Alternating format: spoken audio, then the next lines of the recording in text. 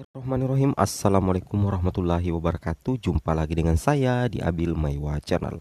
Jadi teman-teman, channel ini merupakan channel pendidikan tempat kita berbagi tentang aplikasi pendidikan Microsoft Office serta tips dan triks komputer. Jadi pada video kali ini teman-teman ya, kembali lagi admin akan berbagi sebuah video informasi terkait data guru honorer yang harus valid menjelang seleksi P3K Guru tahun 2022 dibuka. Jangan remehkan data ini. Jadi perlu teman-teman pahami bahwasanya kita yakini bahwa seleksi P3K Guru tahun 2022 pasti akan dilaksanakan teman-teman ya. Kita tinggal menunggu juknis terbaru dan tentunya kita sisa menunggu kapan jadwalnya dilaksanakan. Oleh karena itu, mumpung jadwalnya belum keluar atau juknis terbarunya belum keluar terkait P3K Guru tahun 2022, alangkah baiknya teman-teman memperhatikan data-data teman-teman guru honorer yang seharusnya valid ya, harus divalidkan mulai dari sekarang agar nantinya itu tidak mengganggu konsentrasi teman-teman pada saat proses pendaftaran guru P3K nantinya. Seperti itu Bapak Ibu ya, maksud kami membuat konten ini. Sekali lagi untuk jadwal seleksi P3K tahun 2022 itu belum ada teman-teman ya. Juknisnya juga belum ada, tetapi admin mengambil langkah lebih cepat di awal untuk membagikan informasi terkait data guru honorer yang harus valid. Baik, tanpa berpanjang lebar lagi kita langsung saja ke informasinya.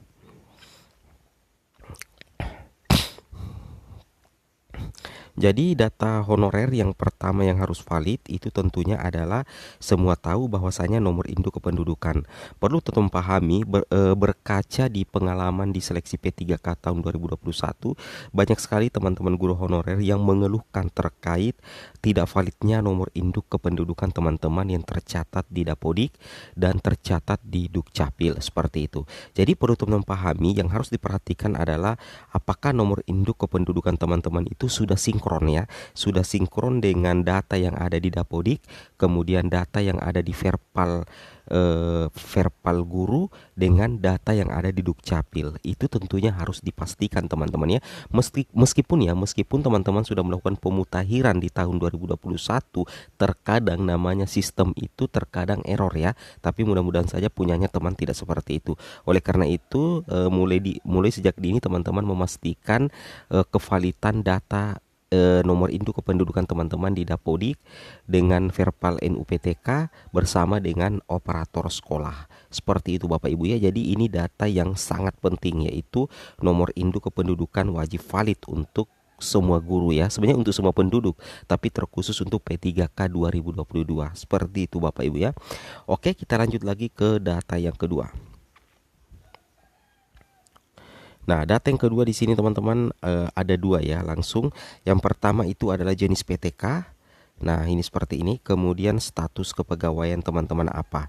Nah, untuk jenis PTK tentunya teman-teman harus memahami bahwasanya jenis PTK itu penting ya, karena itu tentunya berkaitan dengan ijazah terakhir teman-teman yang tercatat di Dapodik. Contoh, misalkan teman-teman di Dapodik anggaplah PGSD ya, ijazah terakhir teman-teman itu adalah PGSD, maka nantinya jenis PTK teman-teman di Dapodik itu harus guru kelas. Nah, seperti itu ya, karena ini terkait dengan seleksi P3K guru nantinya.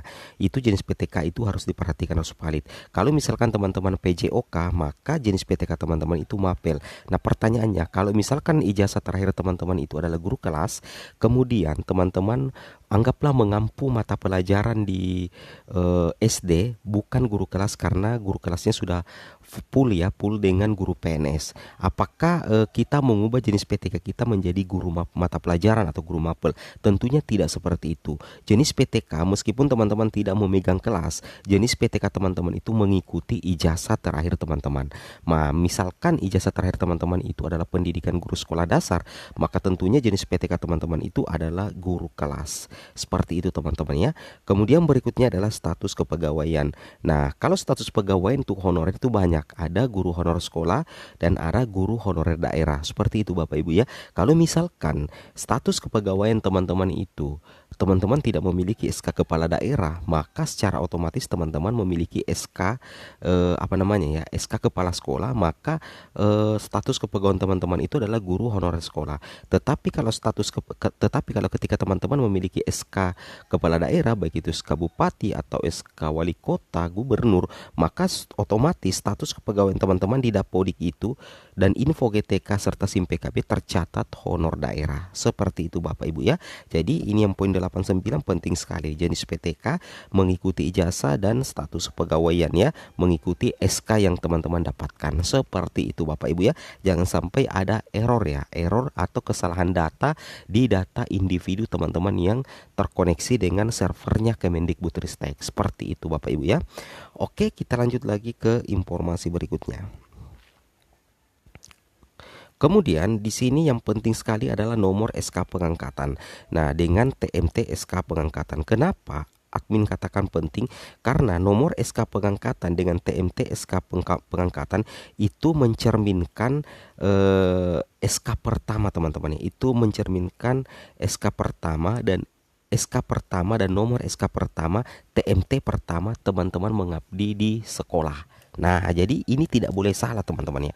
Ini tidak boleh salah karena nantinya kalau misalkan masa kerja nanti dihitung untuk seleksi P3K guru tahun 2022, tentunya yang akan dilihat adalah nomor SK dengan TMT awal SK pengangkatan teman-teman.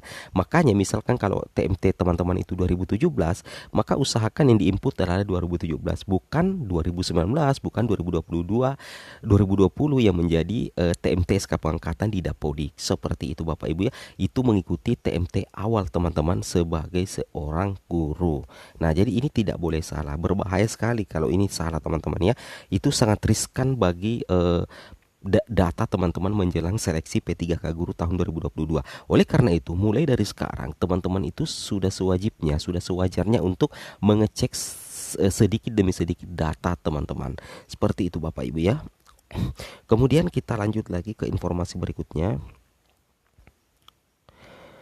Untuk informasi berikutnya di sini adalah nama ijazah terakhir, jurusan program studi dan perguruan tinggi. Ini juga penting ya. Jadi ijazah terakhir teman-teman harus tercatat benar. Kalau memang teman-teman S1 maka S1.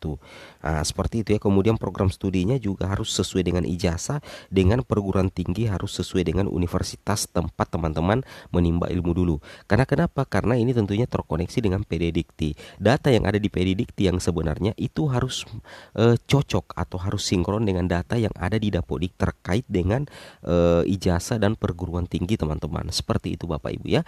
Itu karena data itu saling connect satu sama lain. Itu yang jadi perhatian kita. Oke, kita lanjut lagi teman-teman ya. Kemudian di sini terkait dengan verbal ijazah. Kemungkinan besar teman-teman ini sudah semuanya melakukan verbal ijazah karena itu efek dari seleksi P3K tahun 2021. Tetapi ada juga ketika kita cek info GTK-nya tiba-tiba muncul verbal ijazah kembali, padahal perasaan sudah melaksanakan verbal ijazah. Nah, kalau sudah seperti itu, teman-teman cek dulu mulai dari poin 1 sampai poin 10, apakah tanggal verbal, nama pada ijazah, nomor induk mahasiswa, dan nama perguruan tinggi serta program studi teman-teman sampai kondisi verbal itu sudah valid sevalid-validnya. Kalau memang tidak valid, alangkah baiknya teman-teman melakukan verbal ijazah ulang. Tetapi kalau sudah valid, tidak usah dulu, kita tunggu dulu informasi terbaru lagi. Seperti itu Bapak Ibu ya. Oke, mungkin cukup sampai di sini informasi yang kami bisa sampaikan. Semoga bermanfaat. Assalamualaikum warahmatullahi wabarakatuh.